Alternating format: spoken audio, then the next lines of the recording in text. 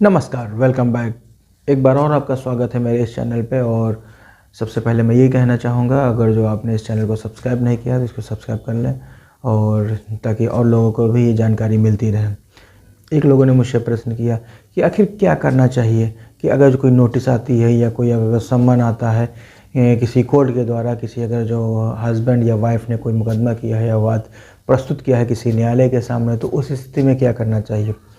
जाहिर से तौर पे है कि अगर जो किसी हस्बैंड ने मुकदमा किया है या कोई वाद प्रस्तुत किया है, किसी भी धारा का हो, 125 का हो या डीवी एक्ट का हो, या कोई और अन्य कोई मुकदमा प्रस्तुत किया है, तो उसका नोटिस वाइफ के पास जाएगा या उनकी पत्नी के पास जाएगा। तो उस स्थिति में पत्नी को क्या करना चाहिए। तो आम तौर पे ये देखा गया है कि वो कई जो गलतियां हैं जो उनको नहीं करनी चाहिए थी वो कर जाती हैं। अगर जो हस्बैंड ने उनको नोटिस भेजा है, मान लीजिए तलाक का नोटिस भेजा है, और तलाक के नोटिस अगर जो मिलने के उपरांत तो पत्नी को क्या करना चाहिए और क्या नहीं करना चाहिए, इसी विषय पे मैं आज चर्चा करने के लिए आपके सामने व्यवस्थित आया हूँ। क्योंकि एक लोगों ने जो उनकी जो क्वेरी थी, और जो हमारे एक व्यूअर हैं उन्होंने ये क्वेरी किया कि आखिर ऐसी स्थिति आती है तो हमें क्या करना चाहिए। कोर्ट का नोटिस आया हुआ है, तो जाहिर सी तौर पे है कि हस्बैंड ने मुकदमा किया है, तो उसके मुकदमा प्रस्तुत करने के उपरांत न्यायालय ने संज्ञान लेकर आपको तलब किया है और आपको समन किया है कि अपना पक्ष न्यायालय के सामने प्रस्तुत करें आके। सबसे पहले ये चीज़। तो ऐसी स्थिति में जो पत्नी होती है उनको करना क्या चाहिए, वो उस नोटिस को या तो रख लेती हैं या उसका जवाब नहीं देती हैं। अगर जो कुछ रख लिया है या उसका जवाब नहीं दिया है, तो इससे आपके मुकदमे पे गलत प्रभाव पड़ेगा, और उस गलत प्रभाव के कारण आपके जो मुकदमे में है जो आदेश नहीं पारित होना चाहिए था, वो आपके खिलाफ कोई भी आदेश पारित हो सकता है। सबसे एक बात, पहली बात ये। और दूसरी बात ये है कि अगर जो आपके हस्बैंड ने या किसी अन्य व्यक्ति ने हस्बैंड के बिहाफ पे, ऐसा तो बहुत कम रेयर केसेस में होता है, लेकिन कभी कभी अगर जो हस्बैंड के बिहाफ पे कोई रिलेटिव या कोई अन्य लोग अगर जो कुछ उसके साथ अगर जो मुकदमा प्रस्तुत करते हैं, या रिलेटिव में हम ये रख लें, या अगर जो आपकी कोई बेटी है या कोई जो डिपेंडेंट है आप पे, वो हस्बैंड के साथ रह रहा हो, तो हस्बैंड उसके ग्राउंड पे या उसके बिहाफ पे मुकदमा फाइल करता है। अल्टीमेटली नोटिस आती है वाइफ के पास। तो वाइफ के पास नोटिस आने के उपरांत फिर उसको क्या करना चाहिए। तो सामान्यतः मैंने ये देखा है कि ये क्वारी भी लोगों की आई है कि नोटिस आई है, तो नोटिस एक तो हमारी जो न्यायिक व्यवस्था है, जो न्याय प्रणाली है, और इतना वर्कलोड है, इतना वर्कलोड होने के बाद भी उस पर जो कार्यवाही है, जो प्रोसीडिंग है, वो चलती रहती हैं। तो कहीं ना कहीं इसका इतना असर ज़रूर देखने को मिलता है कि वर्कलोड होने के कारण, क्योंकि नंबर ऑफ़ द केसेस, बहुत से मुकदमे पेंडिंग हैं, उनका आज तक निस्तारण नहीं हो पाया है।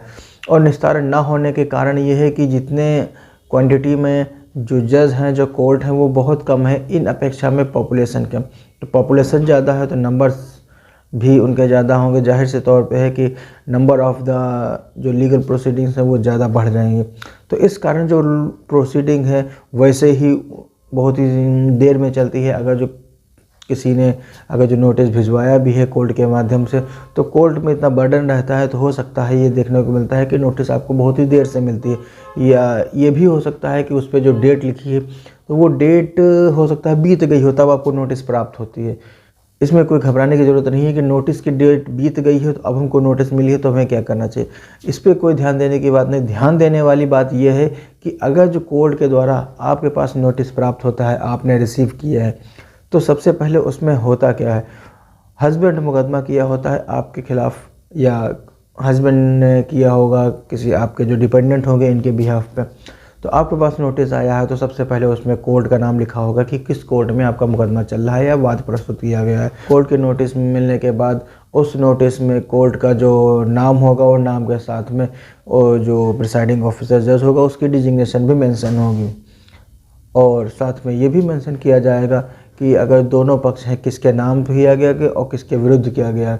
मतलब एक्स, अगर फॉर एग्जांपल थोड़ी देर के लिए अगर जो मिस्टर एक्स बनाम मिसेस वाई करके ऐसा लिखा होगा उसमें, साथ में आपका अगर जो मुकदमा पंजीकृत हुआ है तो उस पंजीकृत वाद यानी कि जो केस नंबर है या सूट नंबर है वो उस पर मेंशन किया होगा।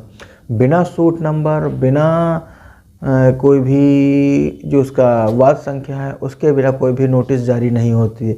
अगर जो किसी गलती कारण, किसी भूल के कारण अगर जो ऐसी सम्मन या ऐसी नोटिस आपको प्राप्त हो गई है, आप अपने मुकदमे को ट्रेस कर पाना काफ़ी मुश्किल हो जाता है। लेकिन ऐसी स्थिति में उस मुकदमे में, उस नोटिस में अगर जो कुछ आपके पास अगर जो प्राप्त होती है, तो उस स्थिति में आपका जो मुकदमा है जो आपके हस्बैंड ने किया है उसको कोर्ट में ट्रेस कर पाना बहुत ही मुश्किल हो जाता है। और नेक्स्ट आते हैं नोटिस में साथ में ये भी मेंशन लिखा हो, और नोटिस में साथ में ये भी मेंशन होता है कि अगर जो उस कोर्ट में, जिस कोर्ट में आपको जाना है, उस कोर्ट में कितने बजे आपको अपीयर होना है और किस डेट में अपीयर होना है, ये सारी चीज़ों का उल्लेख हुआ करता है वो। और साथ में उसका नोटिस में सील एंड स्टैम्प कोर्ट की लगी होती है।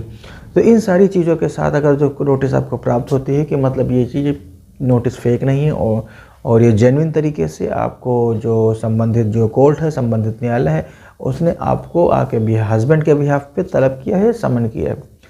अब नोटिस तो आ गई है, अब नोटिस आपको रिसीव हो गई है। अब मेन काम यहाँ से शुरू होता है। जो मुख्य काम ये है कि अब आपको करना क्या चाहिए था। और जो आमतौर पे मैंने देखा है, जो मेरे क्लाइंट्स हैं या जो मेरे व्यूअर हैं, वो नोटिस मिलने के बाद नहीं करते हैं। अल्टीमेटली ये होता है कि देर से पहुँचते हैं, उनको या तो जवाब देने की अपॉर्चुनिटी है वो तो क्लोज की जा चुकी होती है, या कोर्ट की प्रोसीडिंग आगे बढ़ चुकी होती है।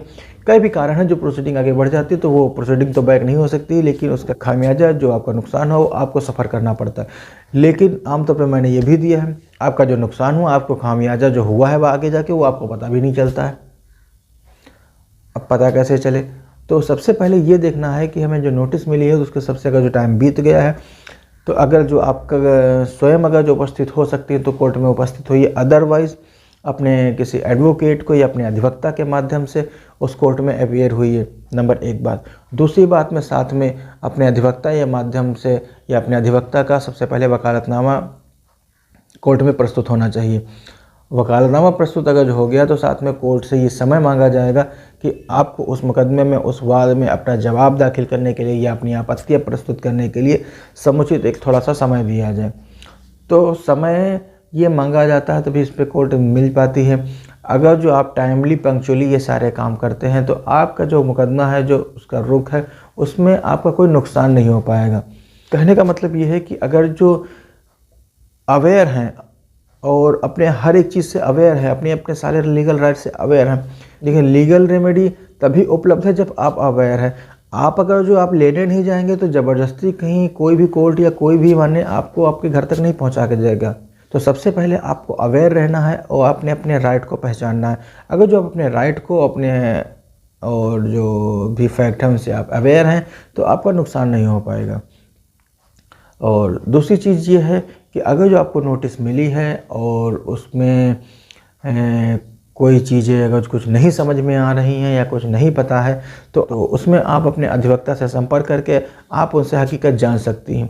लेकिन सामान्यतः तौर पर मैंने ये देखा है कि ऐसा हो नहीं पाता है, क्योंकि जब घर टूटता है या दोनों में डिस्प्यूट पैदा होता है, हस्बैंड तो खैर अपने घर में डिपेंडेंट है अपने फैसले लेने के लिए और स्वतंत्र है, लेकिन कई जगह कई बार मैंने ये भी देखा, ये हमारा पर्सनल अनुभव रहा है कि जो महिलाएं हैं वो संरक्षण में हैं अपने मदर के, अपने फादर के या अपने भाई और जो एल्डर उनके जो सदस्य हैं या जो उनके रिश्तेदार हैं उनके प्रभाव में आते हैं। तो अगर जो नोटिस आई है तो वो सबसे पहले अपने घर वालों को, अपने माता पिता से उनसे संपर्क करती हैं और उनको सलाह बताती हैं।